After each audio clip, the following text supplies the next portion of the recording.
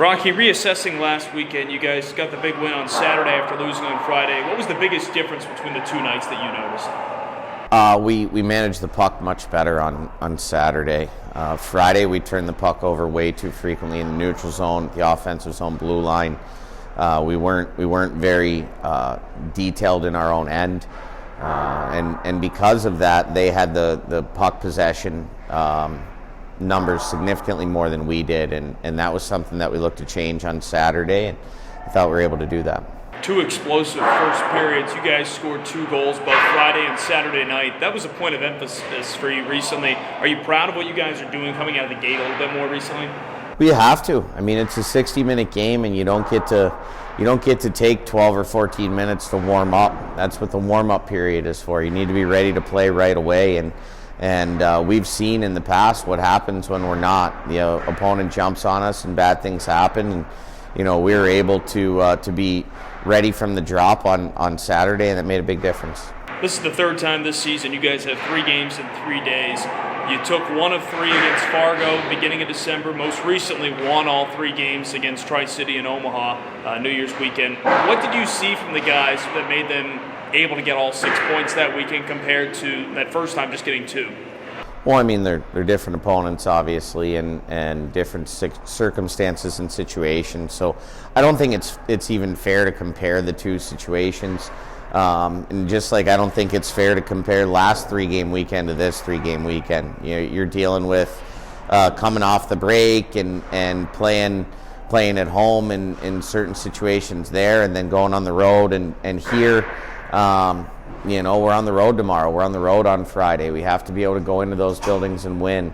Those results are in the very recent past when it comes to beating Omaha a couple weeks ago, beating Tri-City a couple weeks ago, and they're remembering those situations. So we know that it's going to be even harder to have success this weekend than it was against them a couple weeks ago, and we don't take that for granted. You're about 3/4 of the way through a stretch where you're playing 15 consecutive games against Western Conference foes. It feels like, for the most part, you guys have pretty much taken care of business where you've needed to. How big has it been for the last month, pretty much since the start of December, taking on these Western Conference teams? Well, it allows you to make up distance quicker. When you beat an Eastern Conference team, it's good to get the 2 points, but you don't have that 4-point swing in a lot of cases, and so that's given us the opportunity to kind of make up some ground, and we want to win as many of those Western Conference games as we can. Obviously, we were struggling, unfortunately, when we played the bulk of those Eastern Conference games, and that's frustrating, but we've gone in. Obviously, we've beat Youngstown, we beat Dubuque, and we've beaten Cedar Rapids, so we feel confident playing against those teams, but the meatier schedule is the Western Conference, and that's where we're comfortable. Dash, you've got goals in 4 of your last 5 games since coming back from injury. What's been clicking for you as of late? Just shooting the puck more, I think. My shot's been improved a lot this year, over the summer, a lot of work into it. So confidence knowing that I can score is, definitely helping, and they're going in now. How exciting was it to get back on the ice New Year's weekend? I mean, you'd been out better part of a month, a little over at that point. Had to be really excited to get back out there. Yeah, it's definitely it's a lot of relief. You don't want to be watching games. You want to be out there.